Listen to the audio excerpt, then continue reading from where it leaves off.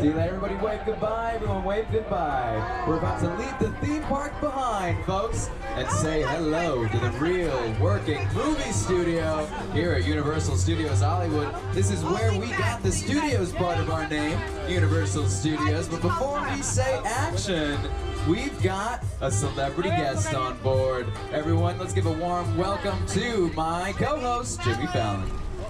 Hi, I'm Jimmy Fallon. Welcome aboard the world's famous studio tour.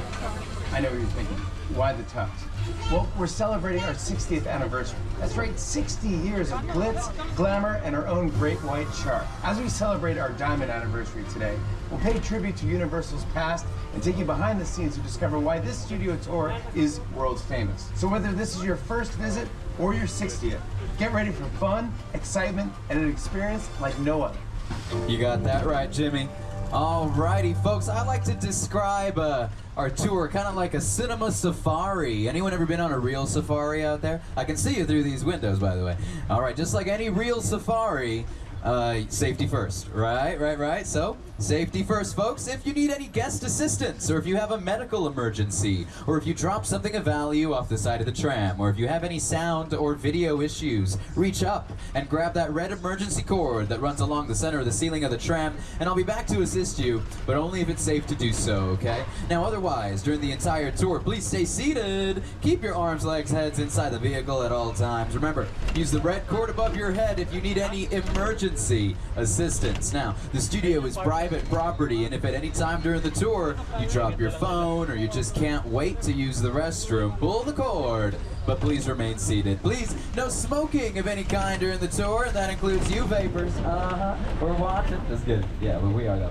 Be prepared. Our tour today features loud noises, sudden tram movements, fire effects, and many water effects. You'll want to keep your cameras out for some great photo opportunities, but please keep an eye on them so they don't get wet. And finally, for your safety and for those around you, please do not use selfie sticks while you are on board the vehicle today. Okay, let's play. All right, now on the count of 3, folks, I need everybody on this here vehicle to say action. All right, ready? 1, 2, 3! Action! Boom, and away we go, folks. Welcome to the movie studio. We have officially left the theme park behind and entered over 100 years of history. On March 15, 1915, our founder, Carl Laemmle, invited the public into the studio to watch silent movies being made. Guests could walk from set to set and marvel at the new technology involved in filmmaking. But with the invention of sound and the need for quiet on the set, the original walking tour ended. But in the 1960s, under the leadership of company chairman Lou Wasserman, the idea of having a tour of the studio returned when the Gray Line bus tours originating in Hollywood made a stop at our gates. On July 15, 1964, the first of our red and white candy-striped glamour trams took 67 passengers on a 2-hour driving tour of the Universal lot, and the world-famous studio tour was born. We started with 2 drivers, 2 guides, and 1 ticket seller working out of a trailer on Lancashire Boulevard. From there, the studio tour expanded with fantastic, one-of-a-kind Hollywood elements, like the rock slide and the burning house, which are in this area of the back lot in the 1970s and 1980s. Now, I'd like to officially welcome you guys to the front lot. Just like the theme park is separated into the upper lot and the lower lot, we got the front lot and the back lot. Welcome to the front lot. The front lot houses the majority of our sound stages. Now, you might be asking, what is a sound stage? Well, a sound stages are these over here on your left-hand side. Soundstage are pretty much, it's like a big empty warehouse that's been heavily insulated to be close to 100% soundproof as possible. We've got an elephant door open over here on your left-hand side. You can take a peek inside of that soundstage. But folks, let me tell you something. The second you step foot inside of a soundstage, the outside world melts away. All right, the outside world means absolutely nothing inside of a soundstage. The only thing that matters in a soundstage is the world of your story, the world of your cast, the world of your crew, the world of your characters. All right, the whole world is right around the corner here at Universal or inside of a soundstage. Many different titles have filmed inside of soundstages. For example, take a look up on your screen. Frankenstein's Laboratory, Dracula's Castle. The inside of Scarface's mansion. Top of the clock tower, inside of the visitor center. Take a look at How the Grinch Stole Christmas. Who here's seen The Grinch? How the Grinch Stole Christmas, the classic movie with Jim Carrey. That's right, directed by Ron Howard. Well, what if I told you the entire city of Whoville was not outside at all? It was all constructed inside of 11 sound stages. That's right, because sound stages offer something priceless to artists and filmmakers. The name of the game here in Hollywood, the #1 priority is not money. Well, that's second place. First place is creative control, okay? That's what we're able to provide here on the back lot and the front lot in our sound stages. The control needed to tell your story in a safe and effective environment, the way that story was meant to be told. Take a look at this scene from Couples Retreat. Ooh, that looks like a fun pool party, right? Oh, I could go for a pool party right now. What about you guys? Yeah, yeah? Well, that pool party was not outside. That is not a real pool. That is inside of a soundstage right there. That's what a soundstage looks like without all the bells and whistles. Just a big, empty warehouse that's been heavily insulated to be as close to 100% soundproof as possible. You can fix or you can detail any single detail you need inside of a soundstage, down to the lighting, the sound, even the temperature. John Carpenter, when he made The Thing, filmed in Soundstage 14, he lowered the temperature so low in that soundstage so you could see the breadth of his actors on screen. That was before CGI, computer-generated imagery. But folks, we don't just make movies here at NBC Universal. We have been making TV shows ever since the technology first came out, folks. Don't believe me? Take a look up on your screens. These are some iconic Universal television titles that have filmed here on the front lot in our sound stages. Now, the TV landscape has changed dramatically over the years with the introduction of streaming services. You know Hulu, you know Netflix. Well, we've got our own here at NBC Universal. It's called Peacock. It's only $5 a month. It's got some really cool titles, including a brand new title featuring my buddy Ted. Anyone see my buddy Ted, the teddy bear back there? Oh yeah, he looks cute and cuddly, but don't judge a book by its cover, folks, because Ted is intended for mature audiences only. And if you've seen the movies, Ted and Ted 2, you know why, okay? So, adults only, all right? The new Ted show on Peacock. It is hilarious, and I'm not just saying that because the company pays me, okay, folks? Now, on your left-hand side, we're passing by some beige bungalows. These bungalows is where the movie magic really starts to take shape, folks, okay? These are our pre-production offices for some of Hollywood's most powerful producers, including Mr. Dwayne "The Rock" Johnson's production company, as well as Jordan Peele's production company, Monkey Paw. He brought us Get Out, Us, and his most recent one, Nope. This was also the home of Mr. Alfred Hitchcock. Well, the office, not the home. Bungalow 5195 in there. Alfred Hitchcock was the master of suspense for a reason, folks, okay?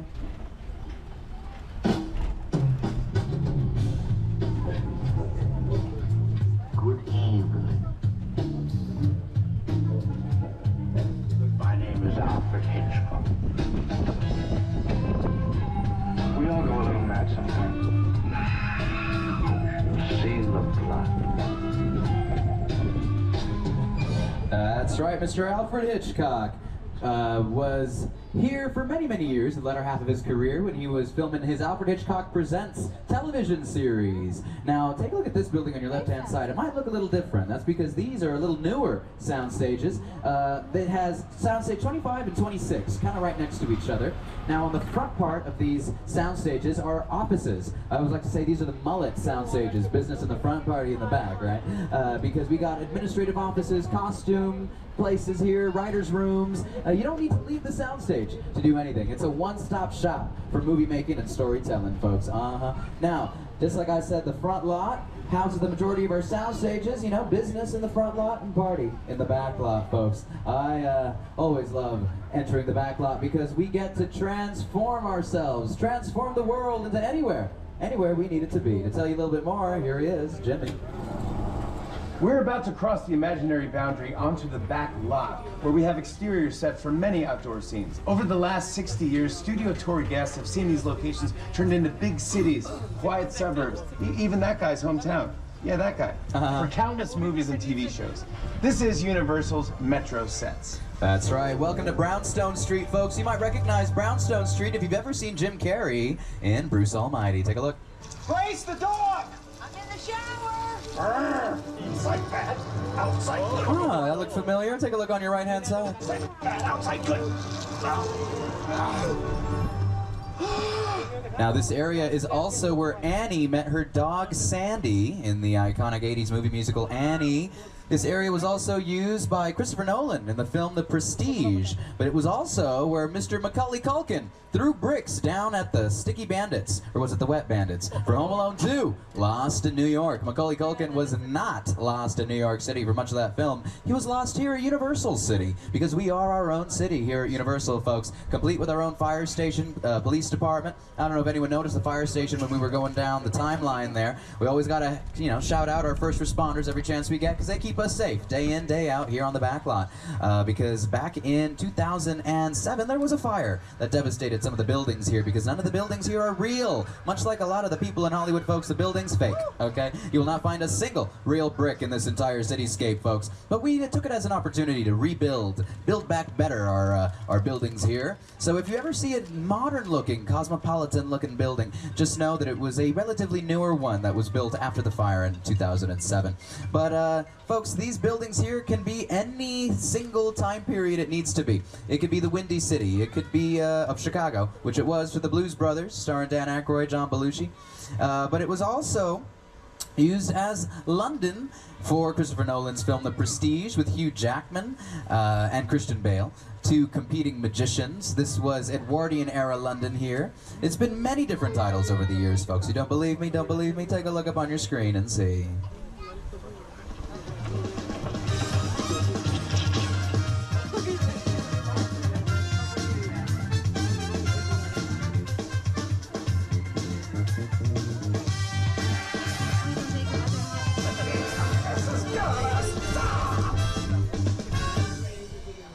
Brownstone Street. Now, next up is probably our most iconic area of the back lot, folks. I can go ahead and ruin the surprise for you, but I'll let some other people who know a thing or two about this next area tell you a thing or two about this next area. All right, take it away, guys. Take it away. Welcome to the Courthouse Square. These sets were used to create Hill Valley in the Back to the Future films. And they represented multiple time periods: 1985, 1955, and the far, far distant future, 2015. To this day, this is one of the most popular sets on the Universal Studio Tour. We had a lot of fun making those films here on the lot. I wonder what it would be like to go back to those days. If only we had a time machine. Hey, everybody, do you think we can get this tram up to 88 miles per hour? I don't know about that. See you in the future. All righty, folks. Welcome officially to Courthouse Square, or as you know it, as Hill Valley, California, and Back to the Future, and Back to the Future 2. We got the time machine parked out front over here. Take a look, take a look.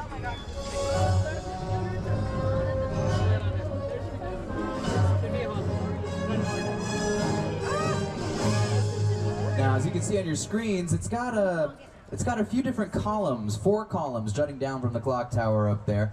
Now, the problem with having such an iconic building, sometimes here at the Universal Backlot, not only the celebrities are famous, but the buildings can be famous too, folks. So we had to cover up how iconic that the building was with the City Hall facade. A facade is just a fancy French term for front, and so that's what the building's wearing right now, a mask, to hide how iconic she is. And take a look on your screen. That's what it looked like in the movie, with those 4 columns jutting down from the clock tower. But right now it's hiding behind a City Hall facade. So other productions can utilize this space, and the audience is not distracted by that famous building over there. Now, Courthouse Square got its name from To Kill a Mockingbird, the iconic American classic movie based on the book by Harper Lee.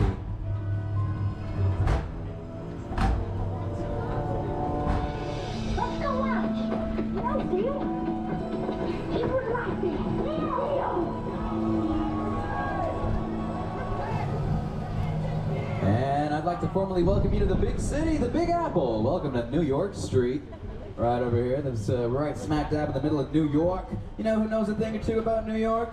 My co-host, Jimmy Fallon. Hey everyone, welcome to New York. I got my start right here in New York on Saturday Night Live. This is actually my old neighborhood. Once got mugged over there by an old woman, tough lady. This is my favorite hot dog guy. Hey buddy, how's it going? Remember me? No. Just like old times. Gotta love New York City. Hey, I'm walking here. I'm walking here. Hey, it's cool guys.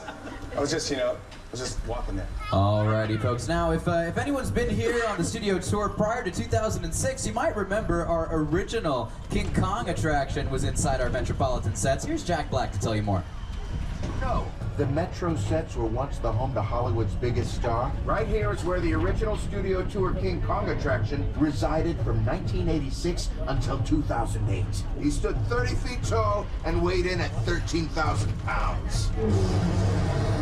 Over the years, millions of guests got to meet King Kong face to face. Alrighty, folks. Now, enough of the concrete jungle. It's time to experience the real jungle. The real jungles of Skull Island. Here's Peter Jackson to tell you more. King Kong that made me want to direct movies. I saw that movie on TV when I was about 8 or 9 years old, and I wanted to become a filmmaker. Action! I like films that just take you away from your real life and sweep you up an adventure. Kong literally does that. I mean, you're on board the ship, you're sailing to a lost island, you're encountering monsters and creatures from, prehistoric times. So I was thrilled when Universal invited me back. Alright, everybody, let's please remain seated. Now We are entering Skull Island.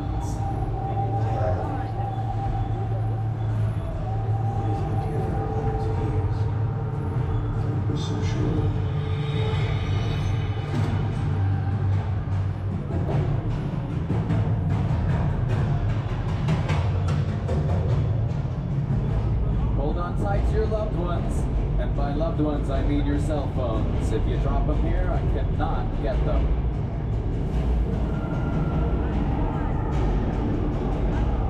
Okay, glasses on, everybody. Let's go on.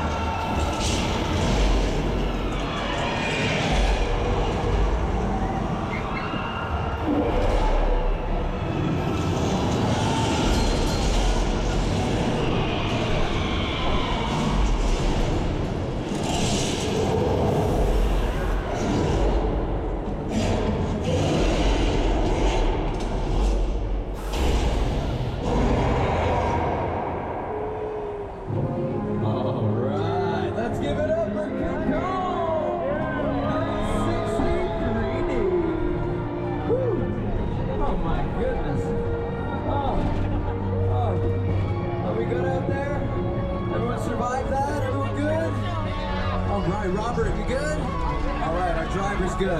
That's good, because you don't want me to drive this thing. Oh no, I lost my sunglasses back there. Oh no, they're right here. Never mind, I found them. I found them. You can take your 3D glasses off now, folks. We're back in reality. I know, it's hard to tell because that incredible experience was just so immersive, right? Well, hang on to those 3D glasses. You're going to need them on a little bit later on in the tour, but I'll let you know when to put those babies back on, folks. Now, a really talented group of software engineers were behind that incredible spectacle. Now, you might not know their name, Weta Digital FX, but you definitely know their work, folks, okay? Because they're responsible for some of Hollywood's most impressive feats of technology, CGI, computer-generated imagery. Now, the people over at Weta FX in New Zealand recently won their 8th Academy Award. They got 8 Oscars now for their most recent work on Avatar 2, Way of Water. Anyone here see Avatar 2, Way of Water? What about Avatar 1? All right, same people who did the special effects for those 2 movies did that experience we just went through. Now, they were also responsible for the Planet of the Apes films, the Lord of the Rings films, including most of the Marvel movies, and as well as the live-action Little Mermaid, and many, many more. Hobbit trilogies. With a project like the studio tour, the audience is in the middle of the environment. They're looking in all directions, there's creatures coming at them, they're seeing Kong from this side and T-Rexes from the other side. Working on a movie, we always know where the people are looking. They're looking straight ahead, they're looking at the shot that we're working on. Here you have to take into account that people are looking in all directions. Also, one of the things about this ride, unlike the movies that we're used to working on, there's no cuts, because it's one giant shot. This tram that's driving it along through Skull Island is where the camera's from. This ring represents where the screen is 10 meters away. We're really creating about 50 minutes of a feature film. That amount of visual information, that number of pixels, and presenting them to the audience, it's a hell of a ride. Oh, hell of a ride indeed, folks. Now, King Kong gets misrepresented as a movie monster. Well, in fact, he's not, but the movie monsters did originate here on property. And we just passed by a mural dedicated to our iconic movie monsters. Part of the process of designing these murals was getting to go to the Universal Archive. Going there, I got to see in person props from the movies, photos from behind the scenes, original illustrations from those movie posters, all this stuff. I had an early affection for movie monsters. I was always fascinated by the magic behind making movies. All right, we're passing by the Hollywood Ocean right now on your left-hand side. Now, there's a reason why it's called the Hollywood Ocean, because here in 1974, we added the Parting of the Red Sea to the studio tour, inspired by the classic film The Ten Commandments, a Paramount picture. The star of the movie, Charlton Heston, made an appearance to part the waters for our guests. And the tram would travel straight through the water. This tram is overloaded. Tell them they can walk on water. It's part of the tour.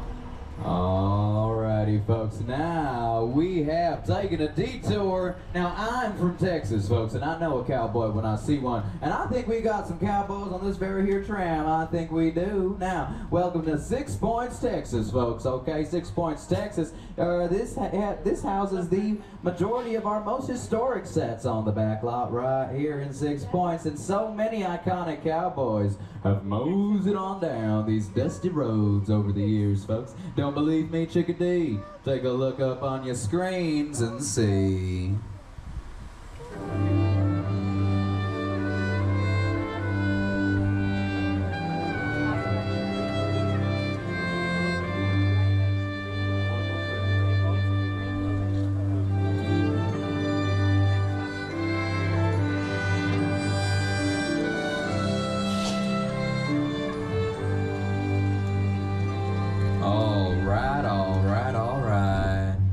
Now, they left out some very important cowboys in that sequence.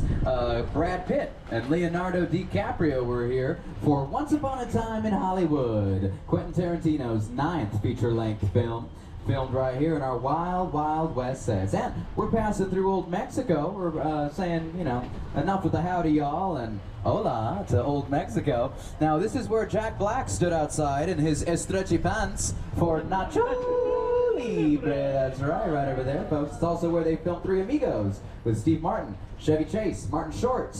Now, we're going on another little detour. We're going to pass by the backside of our Wild Wild West sets, and you can get a glimpse at how they look on the backside here.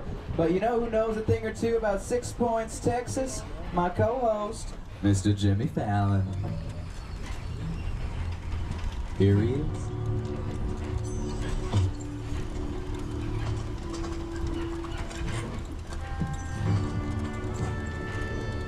This town ain't big enough for the both of us, Jimmy Fallon. Well, I ain't going anywhere, Jimmy Fallon.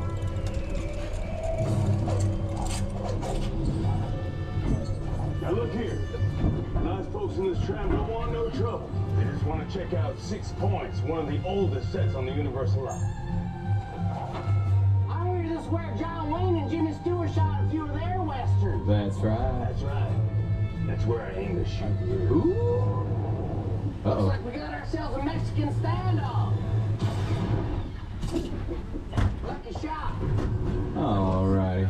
Get out of town. Well, the getting's good. Now we are getting out of town, passing by the Hollywood Ocean once again. On your left-hand side, you're going to get a nice glimpse of it through this opening in the trees here.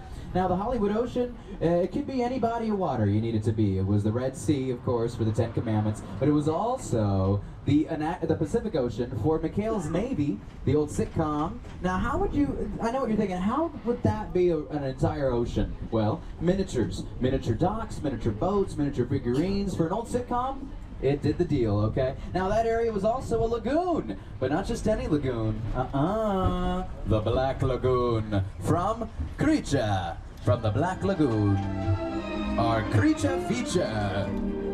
And right here is the Gillman, our iconic creature, one of our monsters. Now, welcome, speaking of monsters, to the birthplace of the monster movie. This is where the horror movie was invented. Welcome, everybody, to Little Europe. Little Europe can be anywhere across the pond, even Cairo, Egypt, which it was for the original Mummy movie in the 30s. It was also France for Hunchback of Notre Dame, which just celebrated its 100th year anniversary. So happy birthday, Quasimodo, right? It was also Transylvania for Dracula, starring Bela Lugosi. That's right, that's right. And coming up here is the Court of Miracles on your right-hand side, where the angry villagers gathered with their pitchforks and their torches to run Frankenstein's monster out of town in the original Frankenstein, starring Boris Karloff. Now, as you can imagine, folks, this area has been many a bad place over the years with our iconic movie monsters, but it's also been a very, very good place if you've ever seen the iconic NBC television series with Ted Danson and Kristen Bell. You, Eleanor Shellstrop, are dead. What? Cool. This location, the afterlife, come on. I have never ever seen this. You're in the good place. I'm not supposed to be here. I can't risk going to the bad place. Okay, well, maybe it's not all that bad. Hi there. How can I help you? What is the bad place like? Well, it doesn't sound awesome.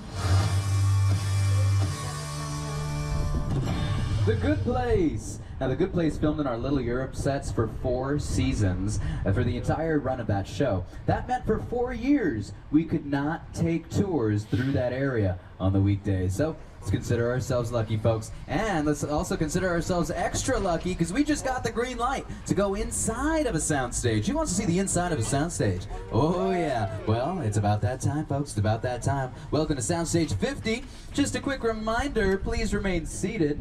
Supervise your children. Keep all hands, feet, heads, legs, limbs inside the vehicle at all times. Pull the red cord if you have any emergency.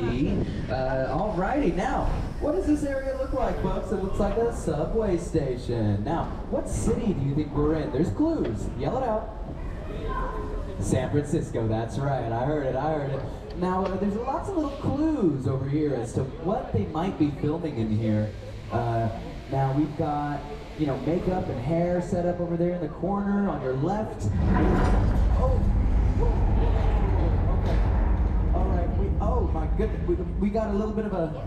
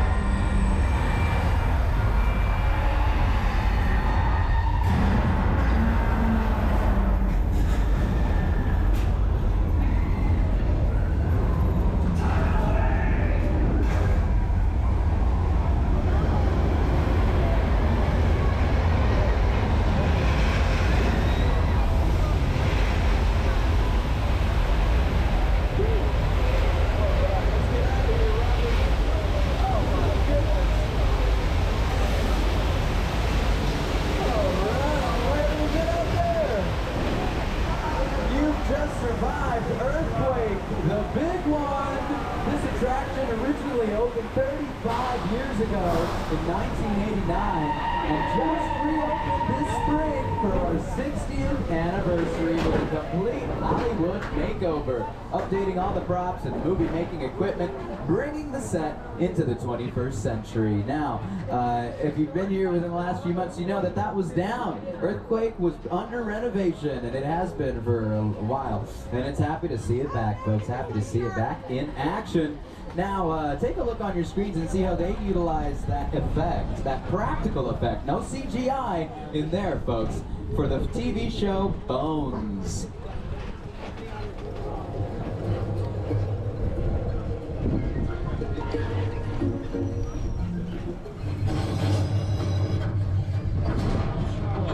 What's going on?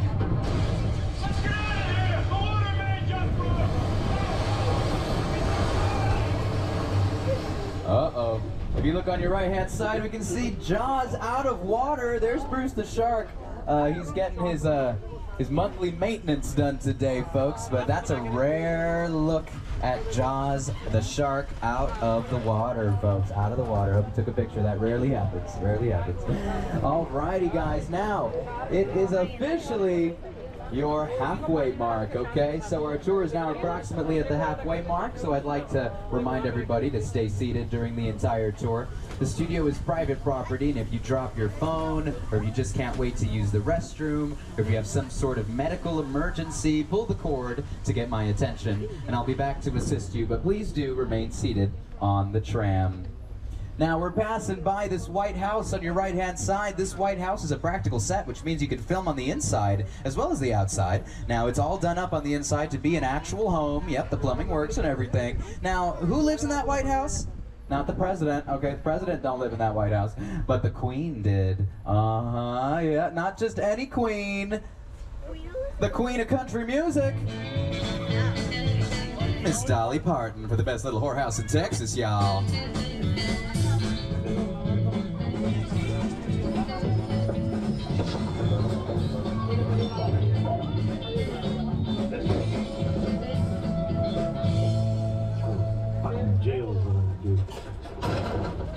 All right, that's what we call the Chicken Ranch, that White House right there.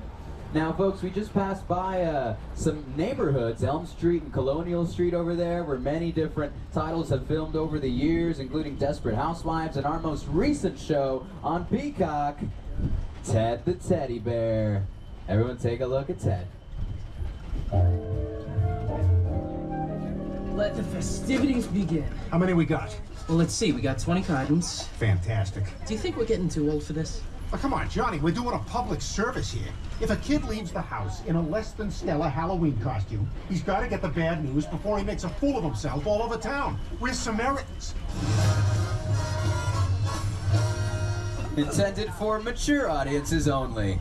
Only on Peacock. All right. Take a look to your left, take a look to your right. You'll see a whole lot of nothing. All right, well, don't judge a book by its cover, folks, because there's a whole lot of something out here. This is our Wilderness Road. A couple of acres of wilderness out here, because whenever filmmakers need access to the middle of nowhere, they need access to some important things, like electrical outlets, right? Like bathrooms, right? Like Starbucks. Well, Sandra Bullock was definitely caffeinated when she was out here filming some scenes for Bird Box. Anyone here see Bird Box on Netflix? Yeah? It's okay if you didn't, all right? Neither did Sandra Bullock. It's an inside joke if you've seen Bird Box on Netflix.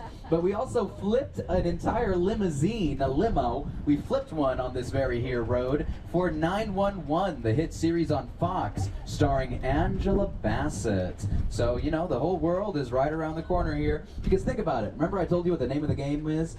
Complete creative control. So you can't go to the real wilderness, you can't go to the real middle of nowhere because you lose service, right? You don't have electrical outlets or bathrooms, important things you need on a set. That's why Universal has been in business for over 100 years, over 109 years to be exact, with thousands of titles, including Steven Spielberg's War of the Worlds. Welcome to the crash site set from War of the Worlds, starring Tom Cruise. The airplane crash site set is a perfect example of a set that is all designed around vision that Steven had. When we first began to sit down to talk about the War of the World, I thought, what if the 747 goes down right in a big neighborhood? Because it's just something you don't see. You're doing good. You're doing good. Keep your eyes on me. Listen, I want you to close your eyes, okay? Stay on closed.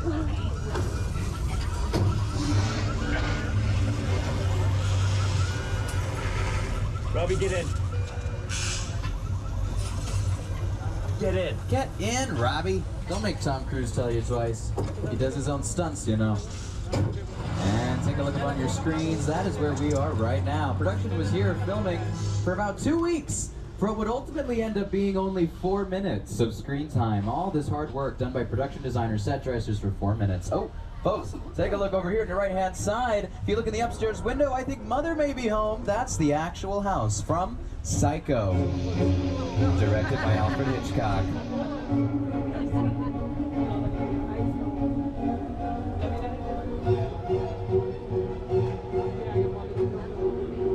All right, as we go down the hill here, we're passing by this replica of the Hollywood sign on your right-hand side. And for the first few decades of the studio tour in the 60s and 70s, one of our hallmarks was a visit to the Prop Plaza, where guests disembarked for once-in-a-lifetime photos and interact with characters, vehicles, and props from their favorite productions. Well, guess what?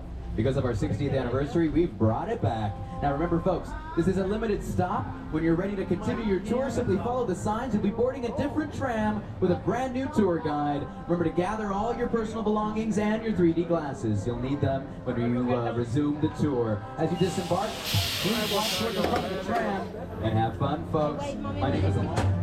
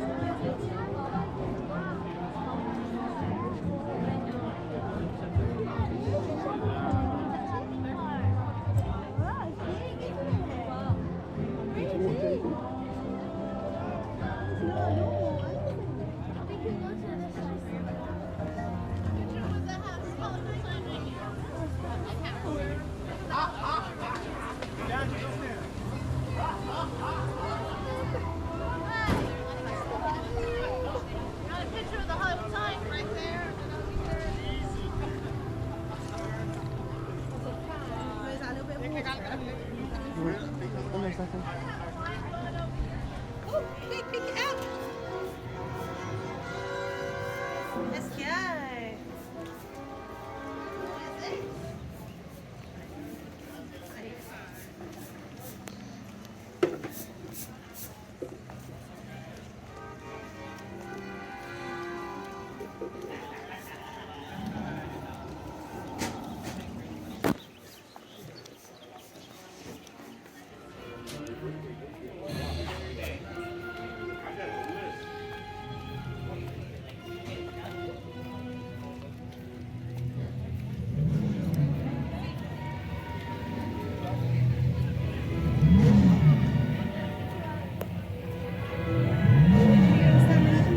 When I was 12 years old, feeling this feeling of wonder. You know, one of my first trips at Universal Studios, seeing the Jaws ride. One of my favorite movies of all time. Just feeling like, that's him. That's the Jaws. Like, I don't even know if that is the Jaws. I hope it is.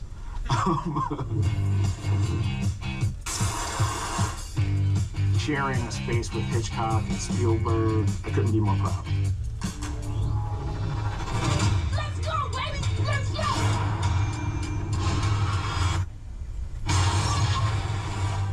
And guess what? We're gonna enter Jupiter's Play, which are the sets from his movie Nope. And once again, here's Academy Award winner Jordan Peele. Movie magic only happens when a team of collaborators, often in the hundreds, work together to take an impossible notion and bring it to life. This is Jupiter's Claim, a nostalgic, small-time Southern California amusement park owned by former child star Ricky Juke Park.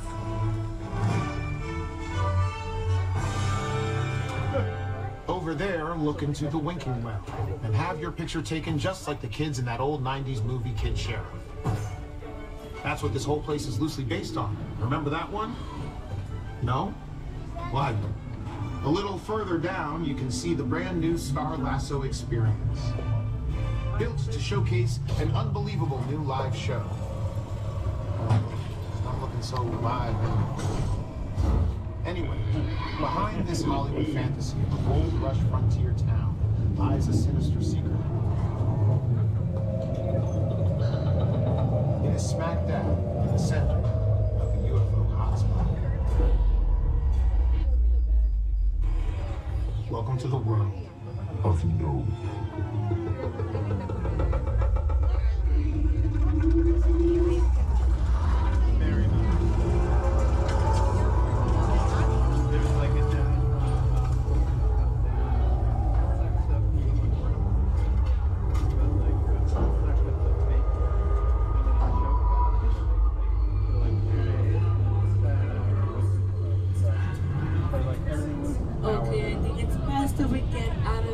Continue with our tour.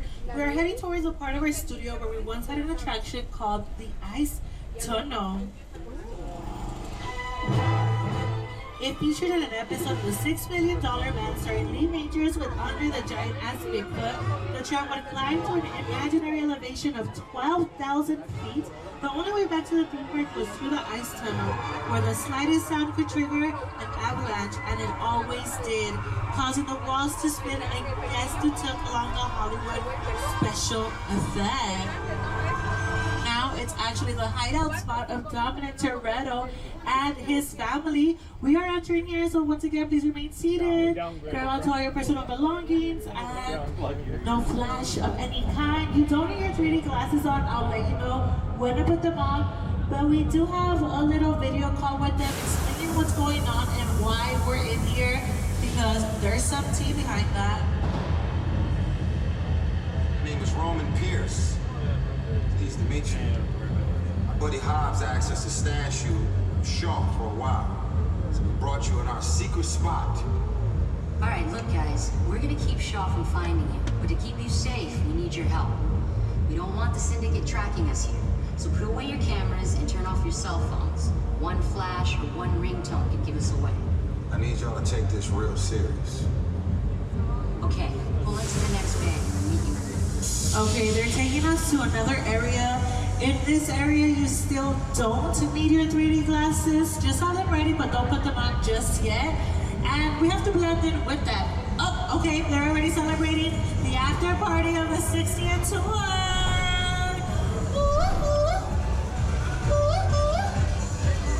They're ready.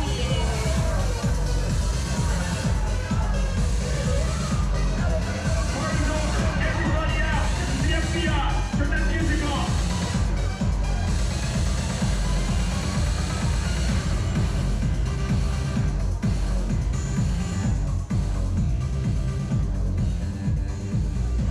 This is what we're doing. This is the race day after party. And where the other? Roman Pierce, FBI, don't move.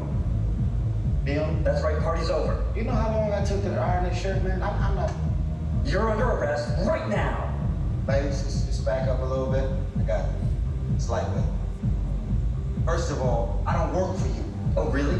Well, tell me, Roman, who do you work for? We don't work for nobody. Cop, I suggest you clear out of here, otherwise we can't guarantee your safety. Guarantee my safety? I'm the one holding the gun. Yeah, but mine's a whole lot bigger than yours. Hobbs, escort this novice out. Let's go, Cookie Puss. You got an ugly suit on, man. It's cheap. Somebody out there really pissed off Shaw. It's gonna get ugly fast. Yeah, don't worry. Lucky for you, our whole family will protect you. Are you kidding me, Roman? You didn't shut off your phone, bro? I gotta call you back. I'm in the middle of this. See what I'm talking about? Call you back. Man, it was on vibrate. Shaw traced us. Hobbs can't hold him forever. Letty, Roman, we're up. Driver, move that vehicle. It's about to get real interesting. My Mona Lisa's all warmed up right next door. Roman,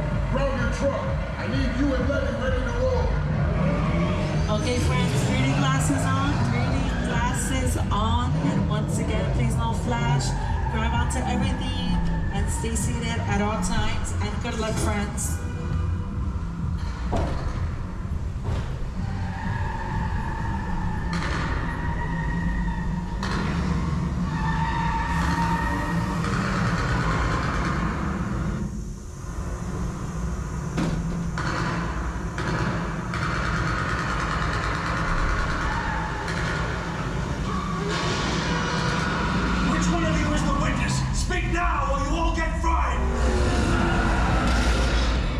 This is our turn. After them. Okay, guys, it's your turn.